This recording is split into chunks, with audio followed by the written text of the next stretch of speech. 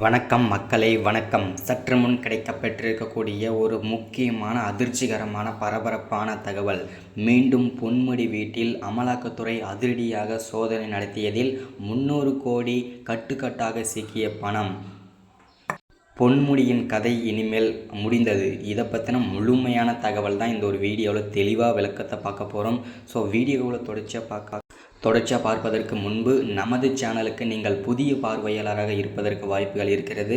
So முடிஞ்ச அளவுக்கு பார்க்குற எல்லாருமே சப்ஸ்கிரைப் பண்ணுங்கள். சப்ஸ்கிரைப் பண்ண உடனேயே பக்கத்திலே ஒரு பெல் பட்டன் வரும், அதை கிளிக் பண்ணி ஆல்ன்ற ஆப்ஷனில் போட்டு வச்சுக்கோங்க. தொடர்ந்து நம்ம போடக்கூடிய வீடியோஸ் உங்களுக்கு நோட்டிஃபிகேஷன் உடனுக்குடனே வந்தடையும். ஸோ அது மட்டும் இல்லாமல் வீடியோ பார்க்குற எல்லோரும் மறக்காமல் லைக் பண்ணிவிடுங்க, ஷேர் பண்ணுங்கள், சப்போர்ட் பண்ணுங்கள். ஓகே, வாங்க வீடியோக்குள்ளே போகலாம்.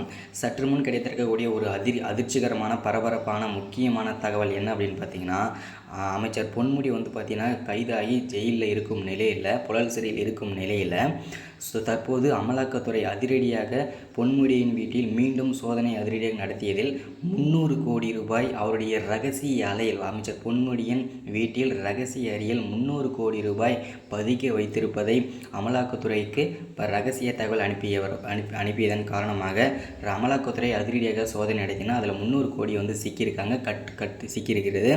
300 கோடி ரூபாய் கட்டுக்கட்டாக எடுத்து முடக்கிய அமலாக்கத்துறை. ஸோ இதனால் அமைச்சர் பொன்முடி இனிமேல் வெளியே வருவதற்கான வாய்ப்புகளே கிடையாது. இது 100% உண்மை என்று அறிவிப்பு கொடுத்துருக்காங்க. இந்த வேலை யார் பார்த்தாங்கன்னு தெரியல.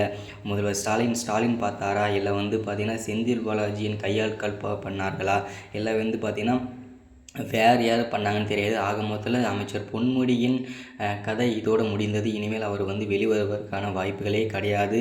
இந்த 300 கோடி ரூபாய் எங்கிருந்து வந்தது, இது கருப்பு பணமா இல்லை வெள்ளை பணமான்றது தெரியல. ஸோ 300 கோடி ரூபாய் தற்போது அமலாக்கத்துறை அதிரடியாக சோதனை நடத்தி 300 கோடி ரூபாய் முடக்கியிருக்காங்க. இதுதான் இந்த வீடியோவில் அப்டேட்டாக கொடுக்குறது நம்ம. அது மட்டும் இல்லாமல் பொன்முடி வெளிவருவதற்கான வாய்ப்புகள் ஏதாவது இருந்தது அப்படின்னா அது பார்த்திங்கன்னா, அது மட்டும் இல்லாமல் அமைச்சர் பொன்முடி பார்த்திங்கன்னா 3 ஆண்டுகள் சிறை தண்டனை கண்டிப்பாக தண்டனை அனுபவிச்சு ஆக வேண்டும் என்று ஹைகோர்ட் உத்தரவு போட்டிருந்தாங்க.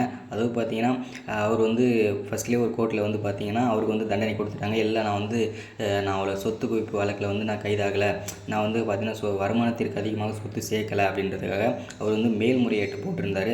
அந்த மேல்முறையீட்டிலையும் பார்த்திங்கன்னா நீங்கள் கண்டிப்பாக வருமானத்திற்கு அதிகமாக சொத்து சேர்த்து இருப்பது 100% உண்மையாகிறது, நீங்கள் 3 ஆண்டுகள் சிறை தண்டனை கண்டிப்பாக அனுபவித்தாக வேண்டும் என்று அவருக்கு 3 ஆண்டுகள் அவரது மனைவி விசாலாட்சிக்கும் மனைவிக்கும் 50 லட்சம், அதாவது 50 லட்சம் அபராத தொகை விதிச்சிருக்காங்க.